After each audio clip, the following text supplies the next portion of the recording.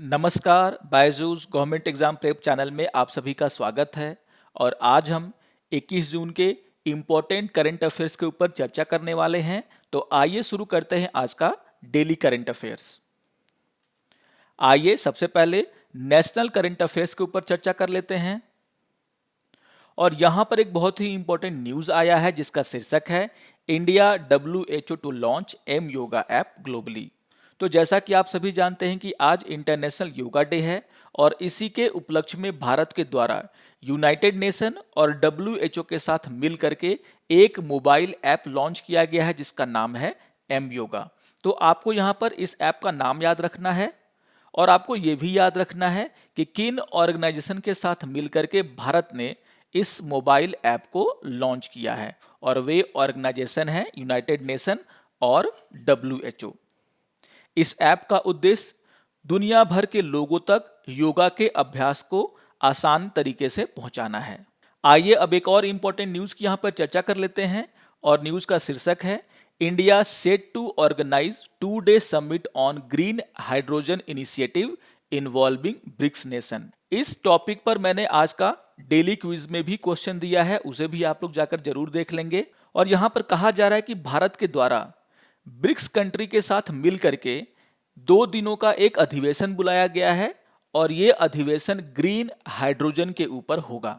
आपको याद रखना है कि इस समिट को बुलाने वाला देश कौन सा है और वो देश है भारत। और यहां पर जो भी ब्रिक्स नेशन है वो इसमें इन्वॉल्व होंगे और यहां पर ग्रीन हाइड्रोजन इनिशिएटिव को लेकर के चर्चाएं होंगी।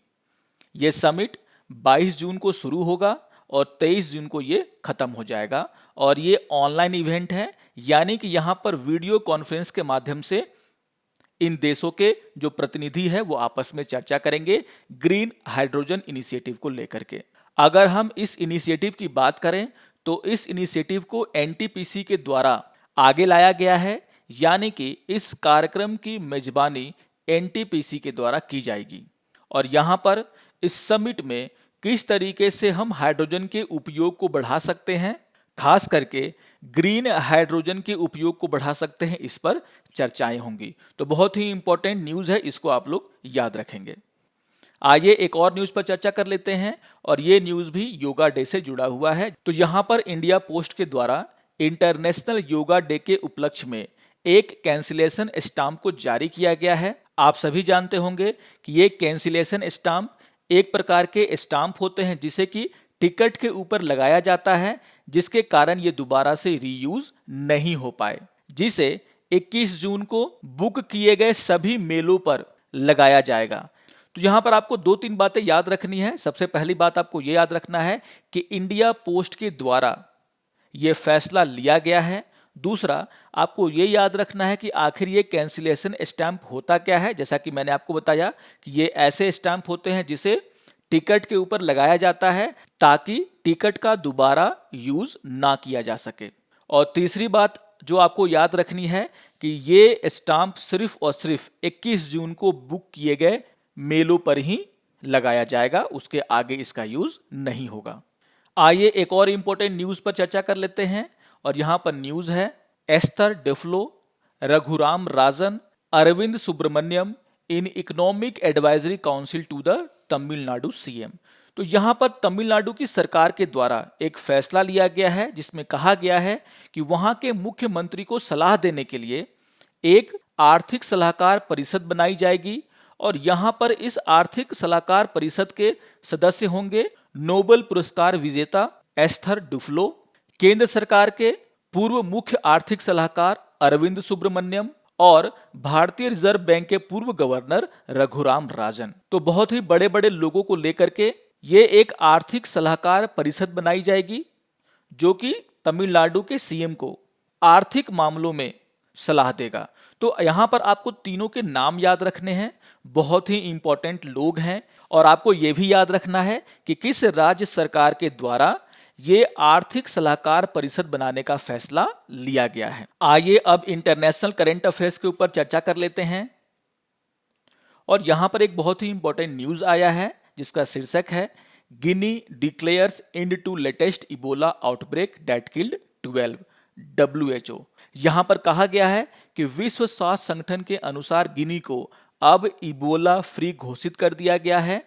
ये इबोला वहां पर फरवरी के महीने में फैला था और जिसके कारण वहां पर 12 लोगों की मौत हो गई थी। तो आपको याद रखना है कि वो कौन सा देश है जहां पर इबोला आउटब्रेक हुआ था और उसके कारण कितने लोगों की जानें गई थी। तो देश का नाम है गिनी और गिनी एक वेस्ट अफ्रीकन कंट्री है। आपको ये भी याद रखना है 2014 से 16 तक इस प्रकोप के कारण पश्चिमी अफ्रीका में 11,300 से अधिक लोग मारे गए थे, लेकिन हाल फिलहाल में गिनी में इसका पहला प्रकोप देखा गया और जिसे कि कंट्रोल कर लिया गया है और WHO ने अब गिनी को इबोला फ्री घोषित कर दिया है। आइए एक और इंटरनेशनल न्यूज को देख लेते हैं और न्यूज है चाइना वैक्सीनेशन क्रॉसेस 1 बिलियन।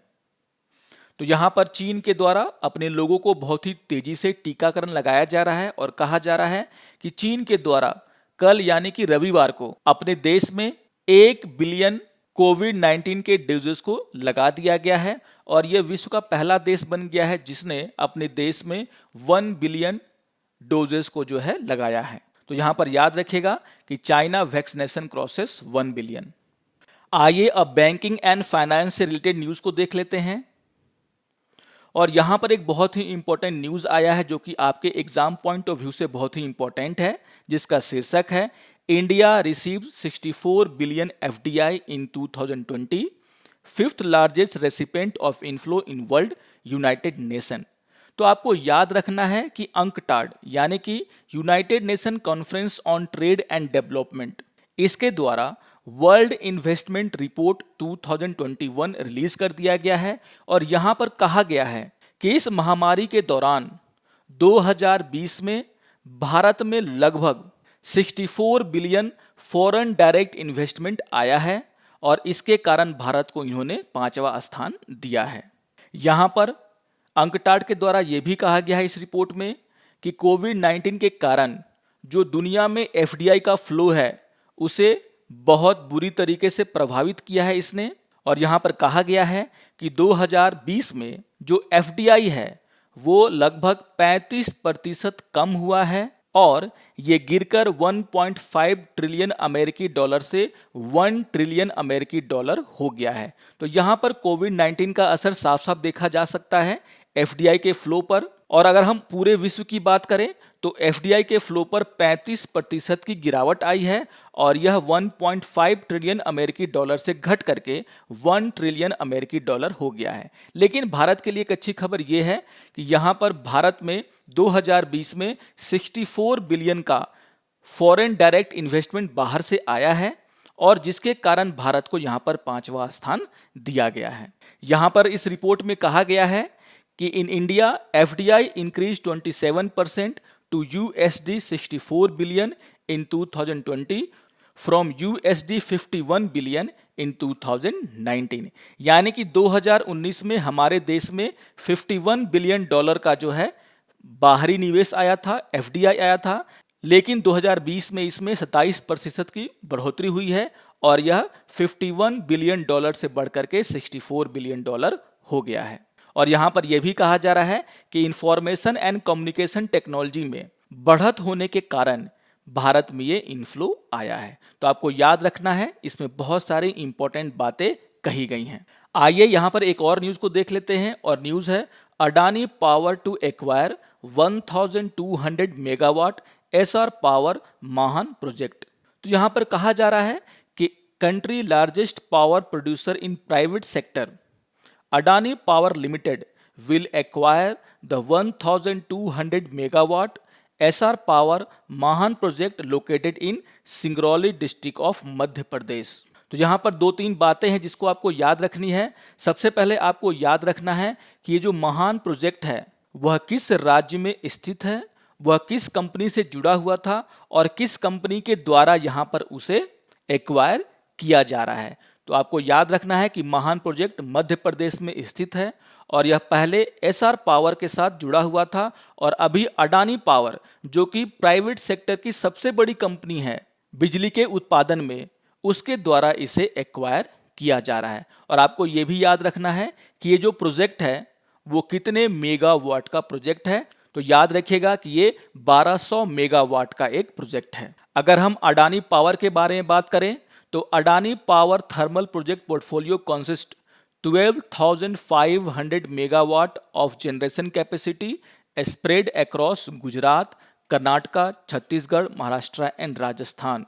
तो जैसा कि मैंने कहा कि अडानी पावर प्राइवेट सेक्टर में सबसे बड़ी कंपनी है बिजली उत्पादन के मामले में, और उसके द्वारा भारत में 12,500 मेगावाट की बिजली को बनाया जाता है, जो कि गुजरात, कर्नाटका, छत्तीसगढ़, महाराष्ट्र, राजस्थान में फैला हुआ है। आइए अब कुछ स्पोर्ट्स न्यूज़ को देख लेते हैं। और यहाँ पर एक न्यूज़ आया कि Shri Tanwar Chand Gehlot announces establishment of 5 दिव्यांग खेल केंद्र in different part of country.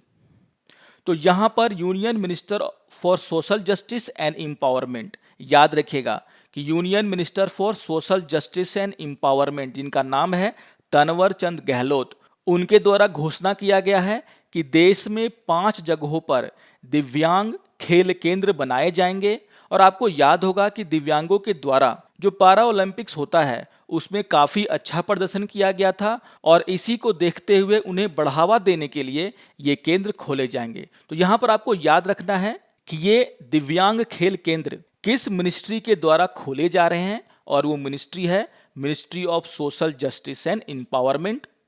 और आपको ये भी याद रखना है कि वो कितने जगह हैं जहां पर दिव्यांग खेल केंद्रों को स्थापित किया जाएगा। और यहां पर कहा जा रहा है कि देश के 5 अलग अलग जगहों पर ये दिव्यांग केंद्र खोले जाएंगे। आइए एक और खेल समाचार को देख लेते हैं। और यहां पर न्यूज़ है BCCI to donate ₹10 crore for Olympic bound athletes preparation. तो यहां पर बीसीसीआई के द्वारा 10 करोड़ रुपए की सहायता देने का वादा किया गया है उन खिलाड़ियों को जो कि ओलंपिक खेलने के लिए भारत से जा रहे हैं। जैसा कि आप सभी जानते हैं कि टोक्यो ओलंपिक जो है 23 जुलाई से शुरू होने वाले हैं, और इसको लेकर के भारत में वे एथलीट जो इसके लिए चुन लिए गए हैं, जिन्होंने क्वालिफाई कर गए हैं, वो जोर शोर से अपना प्रिपरेशन कर रहे हैं।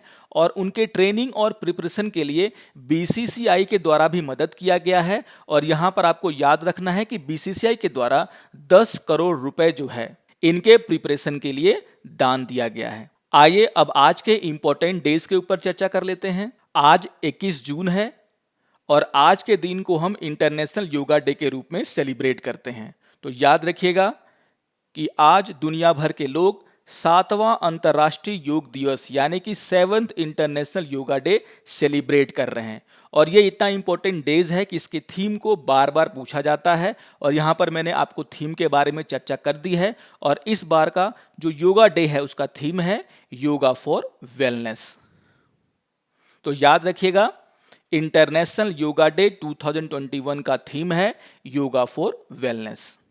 आज के दिन को पूरी दुनिया में वर्ल्ड हाइड्रोग्राफी डे के रूप में भी सेलिब्रेट किया जाता है। तो याद रखिएगा 21 जून वर्ल्ड हाइड्रोग्राफी डे। ये दिन हाइड्रोग्राफी के इम्पोर्टेंस और उसके रेलेवेंस को बताने के लिए बनाया जाता है। यहाँ पर एक बात बहुत ही आपको इम्पोर्टेंट तरीके से याद रखनी है, वो ये है कि इंटरनेशनल हाइड्रोग्राफिक ऑर्गेनाइजेशन, नाम याद रखिएगा, इंटरनेशनल हाइड्रोग्राफिक ऑर्गेनाइजेशन के द्वारा इस दिन को पूरी दुनिया में सेलिब्रेट किया जाता है। तो आपसे एग्जाम में पूछा जा सकता है कि वर्ल्ड हाइड्रोग्राफी डे किस ऑर्गेनाइजेशन के द्वारा शुरू किया गया था, और उस ऑर्गेनाइजेशन का नाम है इंटरनेशनल हाइड्रोग्राफिक ऑर्गेनाइजेशन। अगर हम IHO की बात करें तो इसकी स्थापना 1921 में हुई थी। बहुत ही इंपॉर्टेंट पॉइंट है, आपको याद रखना है कि IHO की स्थापना 1921 में हुई थी। And this organisation serve the purpose of talk between government on issue related to navigation, technical standard and protection of marine life. तो बहुत ही इंपॉर्टेंट काम इस ऑर्गेनाइजेशन के द्वारा किया जाता है। तो इसके बारे में जो भी जानकारी मैंने आपको दी है उसको आपको याद रखना है। यहाँ पर आपको ये भी याद रखना है कि वर्ल्ड हाइड्रोग्राफी डे 2005 में सबसे पहली बार मनाया गया था IHO के द्वारा, और बाद में आगे चल करके यूनाइटेड नेशन के द्वारा 21 जून को वर्ल्ड हाइड्रोग्राफी डे के रूप में मनाया जाने लगा, उसकी घोषणा कर दी गई। आज के दिन को हम वर्ल्ड म्यूजिक डे के रूप में भी सेलिब्रेट करते हैं। तो याद रखिएगा 21 जून वर्ल्ड म्यूजिक डे। और यहाँ पर आपको ये भी याद रखना है कि दुनिया में सबसे पहली बार वर्ल्ड म्यूजिक डे 1982 में फ्रांस में सेलिब्रेट किया गया था और वहाँ से अब तक हर साल वर्ल्ड म्यूजिक डे को सेलिब्रेट किया जाता है दुनिया भर के देशों के द्वारा। तो 21 जून बहुत ही इंपॉर्टेंट डेज के लिए फेमस है। एग्जाम में बार बार 21 जून को पूछा जाता है और यहाँ पर जो भी जानकारी मैंने दी है आपको यहाँ पर उसको याद रखना है। आइए अब आज के इंपॉर्टेंट फैक्ट के ऊपर चर्चा कर लेते हैं। और यहाँ पर मैंने आपको स्टैटिक जीके में हाईएस्ट पीक ऑफ कॉन्टिनेंट उसका चर्चा किया है, उसके नोट्स दिए हैं, आप इसको डाउनलोड करके रख लेंगे। इसके अलावा मैंने वर्ल्ड हाईएस्ट माउंटेन पीक उसके लिए भी आपको नोट्स दिया है, इसे भी आप लोग नोट कर लेंगे। आइए अब आज के करंट अफेयर्स के ऊपर कुछ प्रैक्टिस क्वेश्चन पर चर्चा कर लेते हैं। यहाँ पर आपको 10 क्वेश्चन मेरे द्वारा दिए जाएंगे और आपको इन 10 के 10 क्वेश्चंस का आंसर लिख करके मुझे कमेंट करना है और मैं आशा करूंगा कि आप 10 में 10 का स्कोर करेंगे। आइए देख लेते हैं पहले क्वेश्चन को। और पहला क्वेश्चन है, with whom has the government of India launched M yoga app. और आपके ऑप्शन है WHO, WTO, ILO, अंकटाड। आइए देख लेते हैं दूसरे क्वेश्चन को। और दूसरा क्वेश्चन है, what is the theme of international yoga day. और आपके ऑप्शन है yoga for happiness, yoga for wellness, yoga for all और डी है नॉन ऑफ द एबव। आइए देख लेते हैं तीसरे क्वेश्चन को। और तीसरा क्वेश्चन है, in which year was the world music day first absorbed. और आपके ऑप्शन है 1980, 1981, 1982, 1984। आइए देख लेते हैं फोर्थ क्वेश्चन को। और फोर्थ क्वेश्चन है, when was the international hydrographic organisation established. और आपके ऑप्शन है 1920, 1921, 1922, 1925। आइए देख लेते हैं क्वेश्चन नंबर 5 को। और क्वेश्चन नंबर 5 है, how much have been donated by the Indian cricket board for the training of athlete going for the Olympics. और आपके ऑप्शन है 5 करोड़, 10 करोड़, 15 करोड़, 20 करोड़। आइए देख लेते हैं क्वेश्चन नंबर 6 को। और क्वेश्चन नंबर 6 है, हाउ मेनी दिव्यांग खेल केंद्र will be set up across the country. और आपके ऑप्शन है 10, 15, 5 एंड 2। आइए चर्चा कर लेते हैं क्वेश्चन नंबर 7 पर। और क्वेश्चन नंबर 7 है, in which state is the महान पावर प्रोजेक्ट लोकेटेड। और आपके ऑप्शन है ओडिशा, मध्य प्रदेश, गुजरात, महाराष्ट्र। आइए अब चर्चा कर लेते हैं क्वेश्चन नंबर 8 पर। और क्वेश्चन नंबर 8 है, what is the rank of India in the world investment report 2021। और आपके ऑप्शन है 1, 3, 4 एंड 5। क्वेश्चन नंबर 9 को देख लेते हैं। और क्वेश्चन नंबर 9 है, world investment report is published by WTO, WIPO, UNCTAD, WHO। आइए देख लेते हैं क्वेश्चन नंबर 10 को। और क्वेश्चन नंबर 10 है, which state will set up an economic advisory council to advise the chief minister. और आपके ऑप्शन है आंध्र प्रदेश, गुजरात, तमिलनाडु, महाराष्ट्र। तो ये 10 क्वेश्चन मैंने आपको आज के करंट अफेयर्स के ऊपर दिए हैं और मैं आशा करता हूं कि आप इन 10 में 10 का स्कोर करेंगे। आशा करता हूं कि आपको आज का ये अंक पसंद आया होगा। अगर आपको आज का ये डेली करंट अफेयर्स का वीडियो अच्छा लगे तो आप जरूर इसे लाइक करें, शेयर करें और दूसरों को भी सब्सक्राइब करने के लिए प्रेरित करें। तो मिलते हैं डेली करंट अफेयर्स के अगले अंक में। तब तक के लिए नमस्कार और धन्यवाद।